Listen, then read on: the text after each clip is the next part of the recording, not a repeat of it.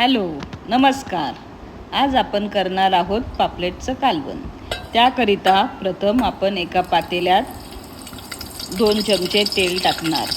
मग त्यात फोडणीला कढीपत्ता, थोडी हळद, थोडा मसाला टाकून व्यवस्थित परतणार. त्यानंतर तयार केलेलं वाटण आपण त्यात टाकणार. वाटण आपण कोथिंबीर, लसूण, जिरं, टोमॅटो, चिंच हे सर्व एकत्र वाटून घेतलेलं आहे. मग त्यात ते टाकून चांगल्या प्रकारे परतायचं आहे. परतून झाल्याच्या नंतर मग त्यात थोडं पाणी, मीठ आणि पापलेटचे तुकडे टाकून चांगली उकळी येऊ द्या. अशा प्रकारे आपलं पापलेटचं कालवण तयार.